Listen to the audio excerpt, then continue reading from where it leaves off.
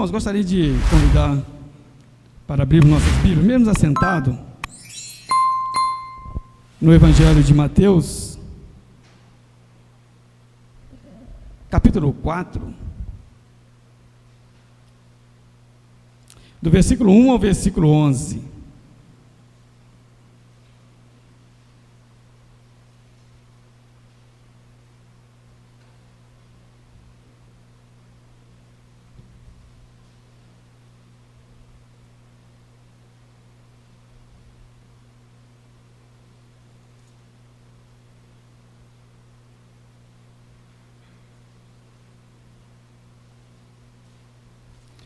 Prefiro usar o celular, que aí eu não preciso usar o óculos, né?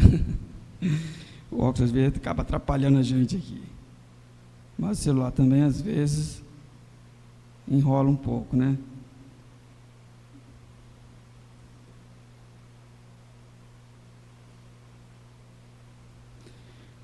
O Evangelho de Mateus, capítulo 4, do versículo 1 ao versículo 11, que nos diz assim: A seguir, foi Jesus levado pelo Espírito ao deserto, para ser tentado pelo diabo.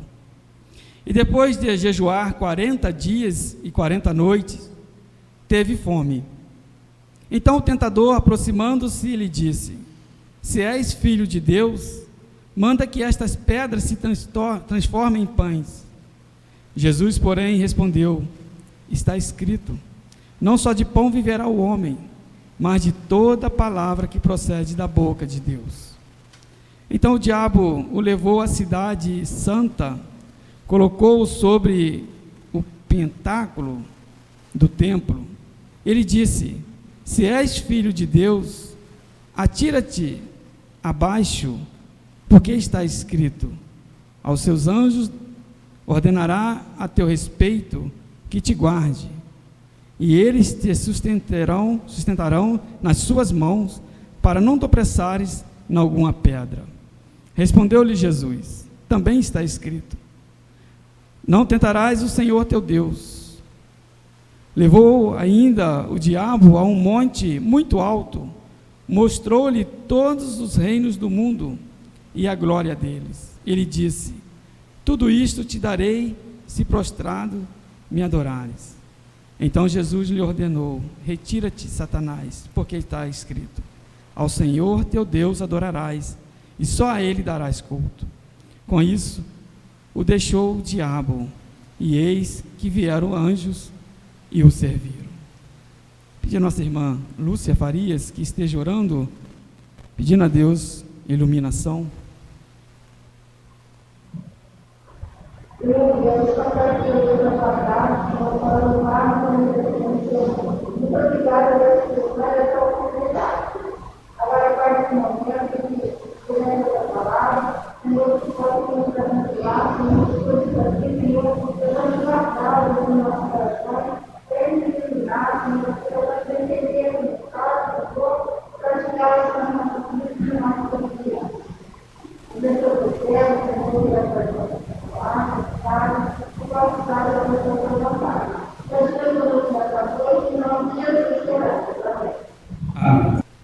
Querido, o texto que nós acabamos de ler é um texto bastante conhecido de todos nós.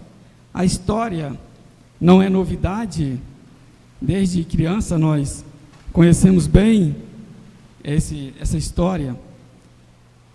Algumas frases, alguns versículos extraídos desse texto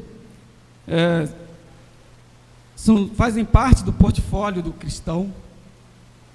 Alguns, quando dizem, quando repete aqui, né, nem só de pão viverá o homem, é um versículo onde todos nós conhecemos, né, as respostas de Jesus dadas a Satanás.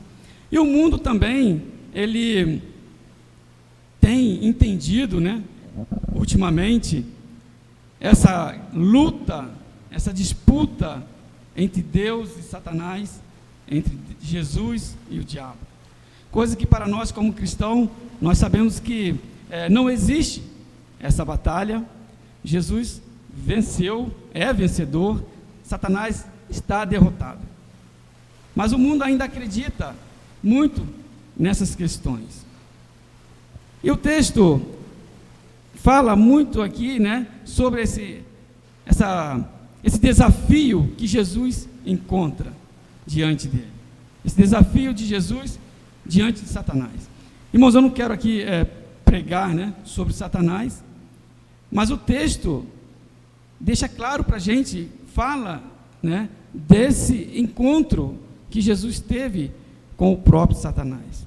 E eu gostaria de fazer uma rápida reflexão, um rápido comentário nos capítulos anteriores, onde o evangelista Mateus, no capítulo 1, ele começa apresentando a realeza de Jesus. Ele começa falando do nascimento de Jesus, da sua descendência. Ele começa a apresentar Jesus como homem, um menino Messias, um menino que foi prometido por Deus, que seria o Salvador do mundo. E no capítulo 2, o evangelista já começa, após o nascimento do Messias, o nascimento de Jesus, o evangelista Mateus nos apresenta agora um menino que é odiado pelas autoridades, principalmente pelo rei Herodes. Afinal de contas, um rei já nasce rei. E Herodes sabia muito bem que ele viria para reinar. Só que Herodes achava que ele seria um rei onde iria tomar o seu trono. Mas nós sabemos que Jesus, ele é rei sobre todas as coisas, ele é o rei dos reis. Ele não veio com o intuito de se assentar no trono de qualquer rei aqui no mundo. Mas ele deixou o seu trono nos céus e veio até este mundo para cumprir uma missão que o Deus Pai lhe confiou. Herodes ficou muito preocupado, incomodado, porque ouvia falar de um rei que não era da sua linhagem, não era da sua descendência. E no capítulo 3, o evangelista Mateus, ele agora apresenta Jesus sendo batizado e disposto a levar sobre si todos os nossos pecados. No capítulo 3, ele apresenta um Deus encarnado, um Deus que desceu, se fez homem, habitou entre nós e passou pelas mesmas paixões que nós passamos, sofreu as dores que nós sofremos, perseguições, tentações que todos os heróis da fé passaram. Mas ele era um Deus encarnado, era um Deus homem e habitou entre nós.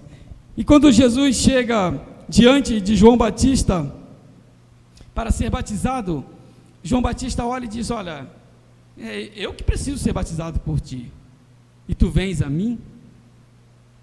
João Batista já anunciava a chegada do Messias. João Batista, ele dizia: olha, eu batizo com água, mas após mim virá outro que batizará com fogo, do qual eu não sou digno nem de desatar as sandálias dos seus pés. E mais à frente, lá no Evangelho de João, capítulo 1, no verso 29, o próprio João Batista, quando se depara com Jesus, ele diz aos que estavam com ele: olha, eis aí o Cordeiro de Deus que tira o pecado do mundo. No capítulo 4, onde queremos centralizar a nossa mensagem, o evangelista Mateus diz que, após ser batizado, Jesus foi conduzido pelo Espírito para ser tentado pelo diabo. Queridos, aqui eu fico pensando, quando li esse texto, porque o local, o deserto, foi escolhido por Deus. Foi Deus quem escolheu. Foi o Espírito Santo que conduziu Jesus até aquele local para ser tentado. E eu imagino, nesse momento onde Jesus está ali, diante de Satanás, diante do diabo, eu imagino que o inferno estava em festa. Os demônios deveriam estar batendo palmas, tocando tambores, porque estava diante do diabo mais um homem. Todos os heróis da fé, todos os homens que Deus levantou desde Adão até nos dias de Jesus, nenhum deles foi capaz de não ceder às tentações. Todos eles, em algum momento da sua vida, fracassaram. E eu imagino agora, quem sabe, os demônios dizendo entre si: olha, está diante do diabo Jesus, o Messias, mais um para ser derrotado.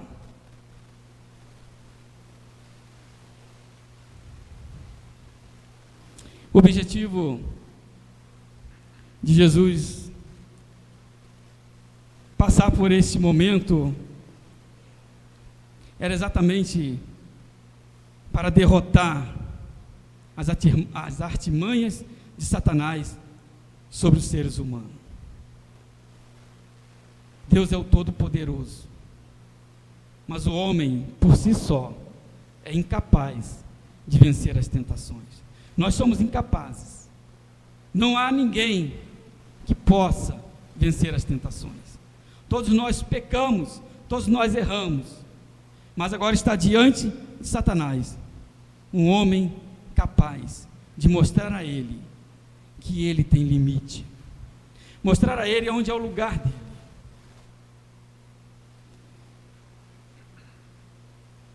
Se Jesus não vencesse, Deus estaria derrotado. Fazê-lo pecar, blasfemar, ceder às ganâncias, eram as armas usadas por Satanás, foi usada contra todos os heróis da fé. As tentações de Jesus no início do seu ministério serviu para mostrar ao mundo que tipo de Messias ele seria, que tipo de rei que ele seria. Mesmo sendo Deus Todo-Poderoso, com poderes sobrenaturais, ele não o usaria em benefício próprio. Nos diz o apóstolo Paulo lá em Coríntios, 2 Coríntios capítulo 5, no verso 15, que diz que antes ele morreu a nossa morte, para que vivamos a sua vida. Ele morreu em nosso lugar. Mesmo sendo Deus, ele não usaria dos seus milagres para se tornar famoso, a fim de conquistar seguidores. Embora isso seria inevitável, como foi, e até hoje, nos nossos dias, encontramos pessoas que seguem Jesus não pelo que ele é, mas pelo que ele tem a oferecer. Jesus não estava preocupado com a sua fama, com quem haveria de seguir, mas ele estava ali a serviço do Pai, a serviço de Deus. Ele estava ali com o objetivo de derrotar Satanás. Ele também não faria concessões ao diabo. Ele não estaria sempre disposto, como o mundo hoje imagina, que Deus vai estar sempre disputando com o diabo. Ele não faria concessões a Satanás. E dentro das tentações que Jesus passa, gostaria que você refletisse comigo. O primeiro ataque de Satanás a Jesus foi exatamente no corpo. Olha no versículo 3 do capítulo 4, que diz: então o tentador, aproximando-se, lhe disse: se és filho de Deus, manda que estas pedras se transformem em pão. Se és filho de Deus. Queridos, ninguém vai para um confronto sem conhecer o seu adversário. Nos times de futebol, a comissão técnica, o técnico, observam os outros times, vê aonde é o ponto fraco, onde é o ponto forte, aonde eu preciso reforçar, aonde eu preciso melhorar. Satanás aqui, ele faz essa pergunta: se és filho de Deus, não necessariamente ele quer dizer que não sabe se era filho de Deus, Ele sabia sim que Jesus era o Filho de Deus, mas ele está aqui criando uma base para a sua proposta. Quem sabe Jesus se enchesse de orgulho e dizer: vou mostrar que eu sou. Mas Jesus não estava preocupado com isso. O objetivo de Jesus não era esse. E Jesus então dá a contra-resposta, dá o contra-ataque no versículo 4, quando ele diz: está escrito, não só de pão viverá o homem, mas de toda palavra que procede da boca de Deus. Jesus cita aqui o texto de Deuteronômio 8, versículo 3. Aqui Jesus repete o que está escrito lá no Antigo Testamento. Aqui em Deuteronômio capítulo 8, no verso 3, o povo de Israel entendeu que a fonte que emana pão, que emanava o alimento, era muito mais importante do que o próprio alimento. E o que Jesus está dizendo para Satanás é exatamente isso. Ele disse: olha, nem só de pão vive o homem, mas vive o homem daquele que provém o pão, daquele que sustenta, daquele que dá o alimento. É desse que o homem precisa viver. O texto nos diz que Jesus havia jejuado 40 dias e 40 noites e estava com fome. Eu acredito que não há sentimento pior do que sentir fome. Às vezes, por circunstâncias adversas da vida, ficamos algumas horas após o nosso horário, normal de nos alimentarmos, e nos sentimos muito mal. Algumas vistas escurecem, pessoas desmaiam, ficamos indispostos, sem força. Imagina 40 dias. Qual era o tamanho da fome de Jesus? É comum a gente olhar, encontrar pelos centros das cidades pessoas revirando os latões de lixo em busca de um alimento.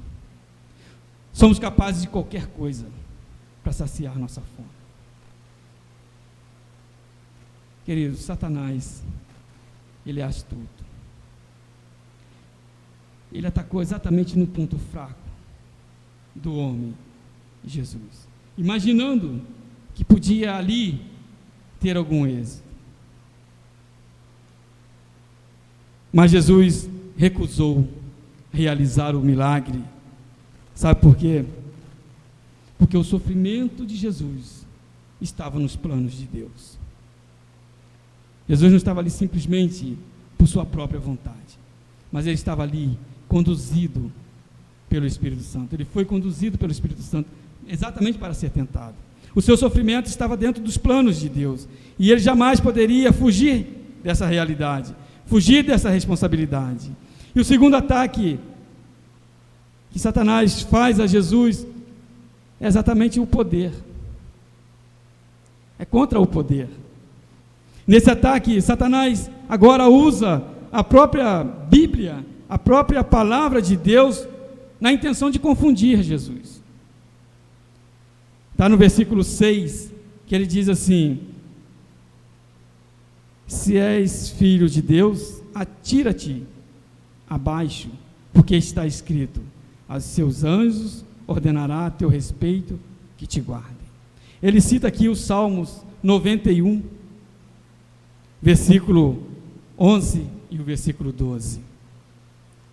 Está escrito, verdade, está escrito. Queridos, nós estamos vivendo num mundo onde tem muitos charlatões. Estamos cercados de golpistas por todos os lados.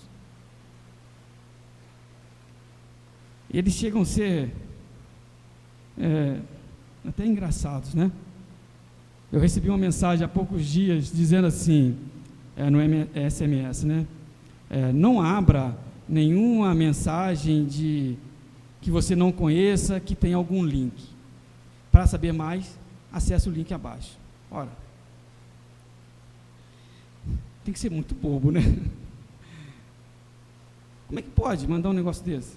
Eu não sei quem está mandando para mim, ele está me orientando a não acessar um link desconhecido e ele manda um link. Essa semana um amigo perdeu R$ 1.500, também caiu num golpe, na tentativa de comprar uma bicicleta.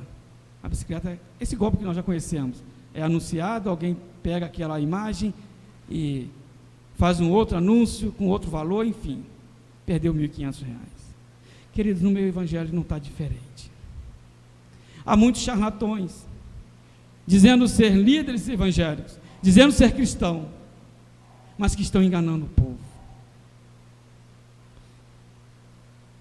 O diabo chega diante de Jesus com a Bíblia, chega diante de Jesus, olha, está escrito, e realmente estava escrito. Jesus sabia disso também. E Jesus então dá o contra-ataque no versículo 7. Também está escrito: não tentarás o Senhor teu Deus. Jesus mostra para Satanás que a Bíblia responde à Bíblia. Também está escrito. Colocar Deus à prova não é sinônimo de fé, mas é sinônimo de dúvida. Deus é Deus. Há um hino que nós cantamos que diz: se Deus fizer, Ele é Deus, e se Ele não fizer, é Deus. Se a porta abrir, Ele é Deus, se não abrir, Ele é Deus.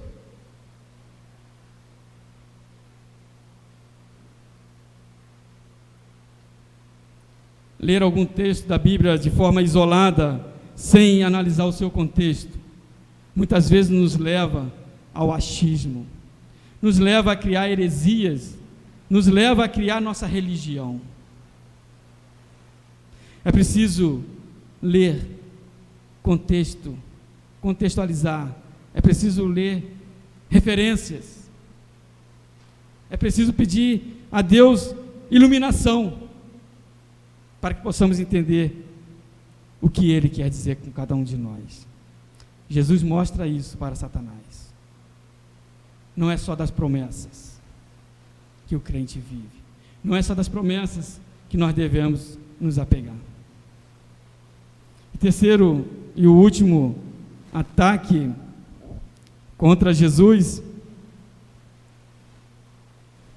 ele mexe agora na ganância, ele vai no sentido da ganância. Ele faz uma proposta gananciosa, ele tenta aguçar, ele tenta despertar em Jesus. No versículo 9, ele diz assim: tudo isto te darei, se prostrado me adorares. Por meio de algum ato sobrenatural, Satanás mostra para Jesus todos os reinos do mundo. Em 2 Coríntios, capítulo 4, verso 4, e Efésios 2, verso 2, nos diz que Satanás exerce controle sobre os incrédulos. Ainda dentro de um limite, mas ele exerce poder sobre muitas vidas. Deus é o Todo-Poderoso, mas Ele também tem poder para influenciar, para destruir, e tem destruído muitas vidas. Vivemos um momento histórico, um momento diferente no nosso país, onde a corrupção tende a diminuir, ou está a diminuir pelo menos no âmbito federal, mas ainda vemos muitas autoridades, muitos governantes se corromperem, e quando a gente ouve falar dos valores, são coisas absurdas. Daria para segunda, terceira, quarta geração usurpar desse dinheiro, porque tudo isso, ganância, querem o mundo inteiro, o Senhor Jesus disse: de que vale o homem ganhar o mundo inteiro e perder a sua alma? Queridos, não quero dizer que você não deva buscar, que você não deva conquistar, que você não deva desejar ter, que seja de forma honesta, que seja de forma trabalhosa, que seja do seu suor, que seja de forma digna. Deus o abençoa. Mas há muitas propostas indecentes para que você conquiste algo. Jesus dá a contra-resposta, o contra-ataque, no versículo 10, quando ele diz: retira-te, Satanás, porque está escrito: ao Senhor teu Deus adorarás, e só a Ele darás culto. A crença de servir a dois senhores não é de Deus, porque Deus exige exclusividade. O Senhor não aceita dividir. Ele é o único, somente a Ele deve ser adorado. A resposta de Jesus está registrada também em Deuteronômio 6, do verso 13 e o verso 14. Se Jesus se inclinasse diante de Satanás, seria reconhecer o senhorio, o poder dele. Mas a resposta de Jesus foi incisiva e Satanás retirou-se da presença dele. Jesus repeliu Satanás com a palavra de Deus. Queridos, eu quero concluir tirando algumas lições para a minha vida e para a sua vida. Primeira, o local que você está guerreando foi escolhido por Deus. Se é no seu trabalho, se é na sua família, se é na sua vizinhança, se é no seu colégio, se é no seu negócio, esse é o local que Deus colocou para que você seja provado. Jesus passou por isso e nos deixou o exemplo. Talvez você possa estar pensando, mas Deus está me tentando. O apóstolo Tiago, no capítulo 1, verso 13, ele diz que não, o Senhor não tenta ninguém, mas Ele permite muitas vezes que passamos por tentações, porque precisamos ser provados. A segunda lição é Deus quem nos conduz, portanto, sejamos obedientes. Eu sempre falo isso, né? Imagina aquela pessoa que saiu para embarcar em um avião e a Avenida Brasil engarrafada, ele não conseguiu chegar a tempo no aeroporto, perdeu o voo. No primeiro momento, com certeza, qualquer um de nós ficaríamos indignados. Estaríamos buscando resposta justificativa. Mas de repente essa pessoa volta para casa e ao ligar a televisão, vê a triste notícia que aquele avião caiu. O que passa pela cabeça dessa pessoa? Não é assim? Sempre quando o avião cai, não tem aquele que perdeu? Por A ou B motivo? Por algum? Querido, é Deus que guia os nossos passos. É Deus que conduz a nossa vida. Foi o Espírito Santo que conduziu Jesus até o deserto para ser tentado. Não importa onde você esteja, não importa onde você esteja guerreando, mas saiba que Deus está com você. Tem um hino que eu gosto muito do cantor Gerson Rufino, que tem o título A Tua Cruz. Se os irmãos puderem ouvir depois, ouça esse hino. E ele fala: eu não disse que você não sofreria, eu não disse que seria mar de rosa, eu te avisei que teria desafios, eu te avisei que por causa do meu nome seria perseguidos. No final ele diz: pode ser que dos espinhos eu não venho te livrar, mas eu vou te dar força para pisar. É Deus quem conduz a nossa vida. A terceira lição e última, querido, Satanás continua usando as mesmas armas que usou contra os heróis da fé, usou contra Davi, usou contra Abraão, usou contra Moisés, usou contra todos esses homens, usou contra o próprio Jesus. Ele continua usando contra nós. Ele não mudou. Ele conhece as nossas necessidades. Ele conhece a necessidade do nosso corpo. Ele sabe onde é o nosso ponto fraco.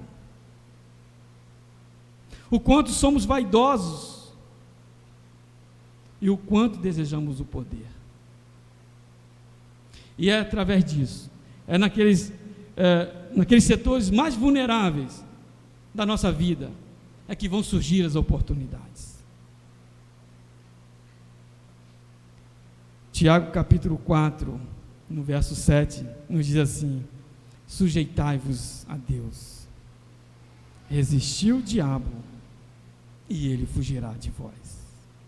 Que Deus nos abençoe, e que Ele esteja nos despertando, para que a cada momento possamos estar nos se apegando mais a Deus. Dias difíceis, momentos ruins estamos vivendo, mas o Senhor está ao nosso lado. Amém?